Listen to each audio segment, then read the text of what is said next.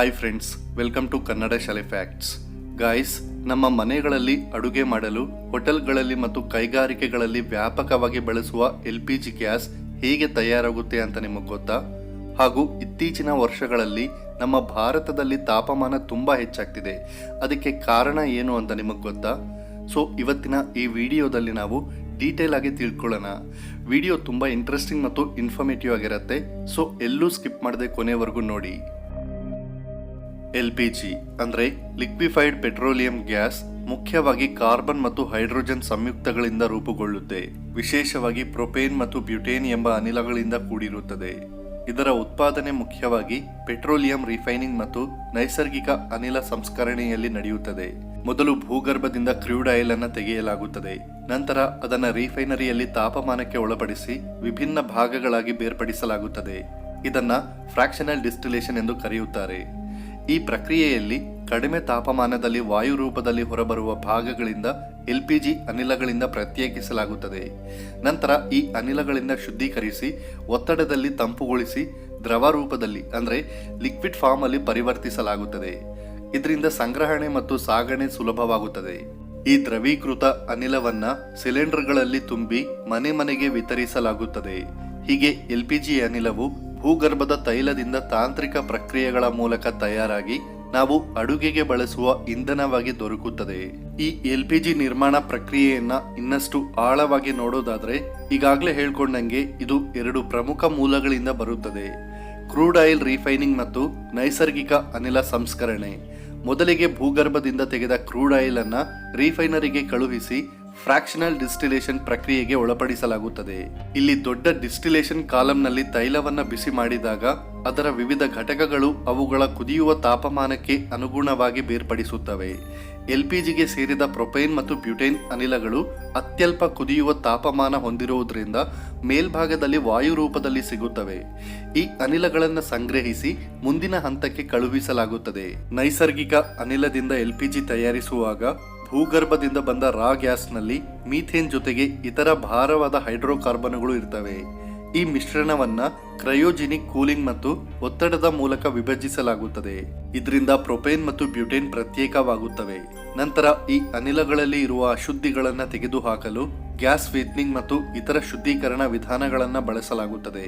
ಮುಂದಿನ ಹಂತದಲ್ಲಿ ಈ ಶುದ್ಧವಾದ ಅನಿಲಗಳನ್ನು ಹೆಚ್ಚಿನ ಒತ್ತಡಕ್ಕೆ ಒಳಪಡಿಸಿ ದ್ರವರೂಪಕ್ಕೆ ಪರಿವರ್ತಿಸಲಾಗುತ್ತದೆ. ಇದನ್ನ ಲಿಕ್ವಿಫಿಕೇಶನ್ ಎಂದು ಕರೆಯುತ್ತಾರೆ. LPGಯನ್ನ ದ್ರವರೂಪದಲ್ಲಿ ಇಡುವುದರಿಂದ ಅದು ಕಡಿಮೆ ಜಾಗವನ್ನ ತೆಗೆದುಕೊಳ್ಳುತ್ತದೆ ಮತ್ತು ಸುರಕ್ಷಿತವಾಗಿ ಸಾಗಣೆ ಮಾಡಬಹುದು.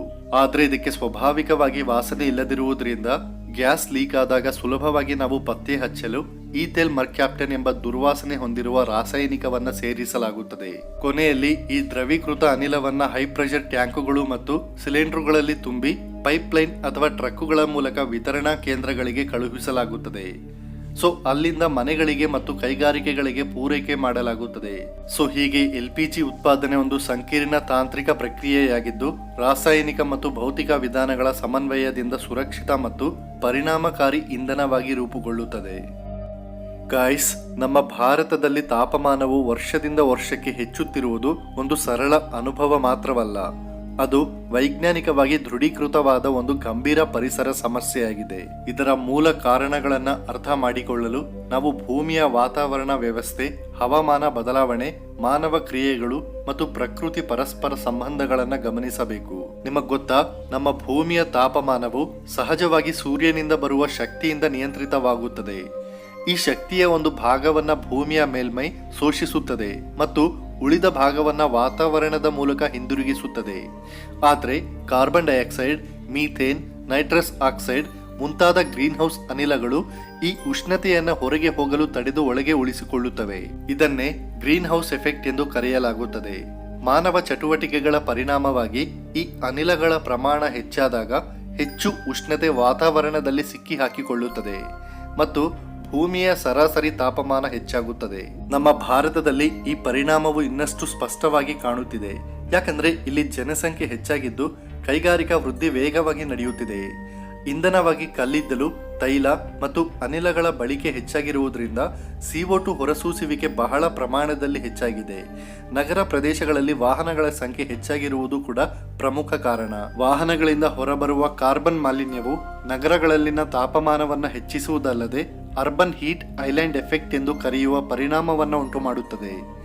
ಈ ಪರಿಣಾಮದಲ್ಲಿ ನಗರ ಪ್ರದೇಶಗಳು ಸುತ್ತಮುತ್ತಲಿನ ಗ್ರಾಮೀಣ ಪ್ರದೇಶಗಳಿಗಿಂತ ಹೆಚ್ಚು ಬಿಸಿಯಾಗ್ತವೆ. ಯಾಕಂದ್ರೆ ಕಾಂಕ್ರೀಟ್ ಕಟ್ಟಡಗಳು ಮತ್ತು ರಸ್ತೆಗಳು ತಾಪಮಾನವನ್ನು ಶೋಷಿಸಿ ದೀರ್ಘಕಾಲ ಉಳಿಸಿಕೊಳ್ಳುತ್ತವೆ.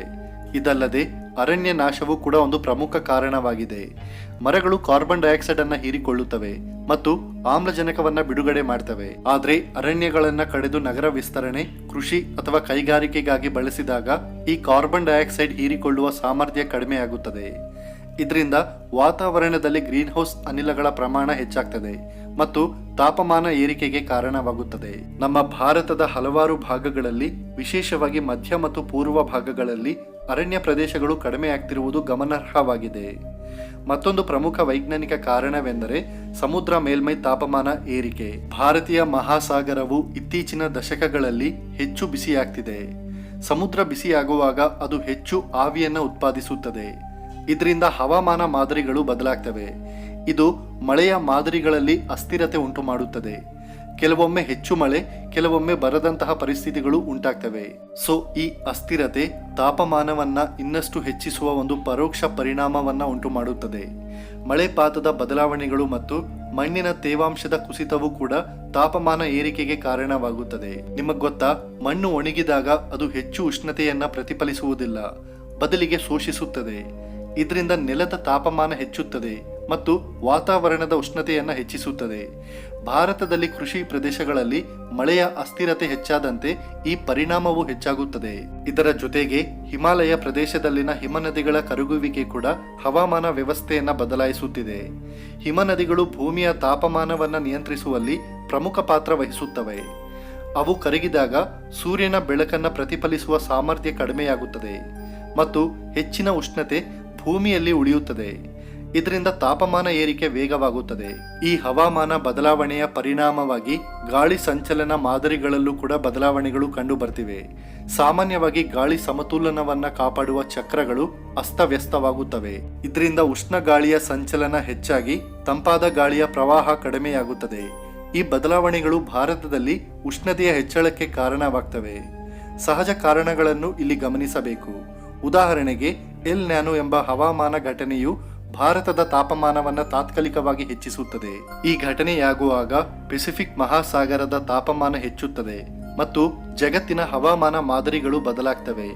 ಇದರ ಪರಿಣಾಮವಾಗಿ ಭಾರತದಲ್ಲಿ ಮಳೆ ಕಡಿಮೆಯಾಗುತ್ತದೆ ಮತ್ತು ಉಷ್ಣತೆ ಹೆಚ್ಚುತ್ತದೆ. ಒಟ್ಟಿನಲ್ಲಿ ನಮ್ಮ ಭಾರತದಲ್ಲಿ ಹೆಚ್ಚುತ್ತಿರುವ ಉಷ್ಣತೆ ಒಂದು ಏಕೈಕ ಕಾರಣದಿಂದ ಅಲ್ಲ, ಹಲವಾರು ವೈಜ್ಞಾನಿಕ ಮತ್ತು ಮಾನವ ಸೃಷ್ಟಿ ಕಾರಣಗಳ ಸಂಯುಕ್ತ ಪರಿಣಾಮವಾಗಿದೆ. ಗ್ರೀನ್ ಹೌಸ್ ಅನಿಲಗಳ ಹೆಚ್ಚಳ, ಅರಣ್ಯ ನಾಶ, ನಗರೀಕರಣ, ಸಮುದ್ರ ತಾಪಮಾನ ಏರಿಕೆ, ಮಳೆಯ ಮಾದರಿಗಳ ಬದಲಾವಣೆ, ಹಿಮನದಿಗಳ ಕರಗುವಿಕೆ ಮತ್ತು ಗಾಳಿ ಸಂಚಲನದ ವ್ಯತ್ಯಾಸ. So all these factors combine together to intensify warming in India. ಈ ಸಮಸ್ಯೆಯನ್ನ ಕಡಿಮೆ ಮಾಡಲು ನವೀಕರಿಸಬಹುದಾದ ಇಂಧನ ಬಳಕೆ, ಅರಣ್ಯ ಸಂರಕ್ಷಣೆ, ಪರಿಸರ ಸ್ನೇಹಿ ನಗರ ಯೋಜನೆ ಮತ್ತು ಜಾಗತಿಕ ಮಟ್ಟದಲ್ಲಿ ಕಾರ್ಬನ್ ಉತ್ಸರ್ಗವನ್ನ ಕಡಿಮೆ ಮಾಡುವ ಕ್ರಮಗಳು ಅತ್ಯಗತ್ಯವಾಗಿವೆ. ಗೈಸ್, ಇದರ ಬಗ್ಗೆ ನಿಮ್ಮ ಅಭಿಪ್ರಾಯವನ್ನ ಕೆಳಗೆ ಕಾಮೆಂಟ್ ಮಾಡಿ ತಿಳಿಸಿ. ವಿಡಿಯೋ ಇಷ್ಟ ಆಗಿದ್ರೆ ಲೈಕ್ ಮಾಡಿ, ಶೇರ್ ಮಾಡಿ ಮತ್ತು ಸಬ್ಸ್ಕ್ರೈಬ್ ಮಾಡಿಕೊಂಡು ಸಪೋರ್ಟ್ ಮಾಡಿ. Thanks for watching. ಜೈ ಹಿಂದ್, ಜೈ ಕರ್ನಾಟಕ ಮಾತೆ.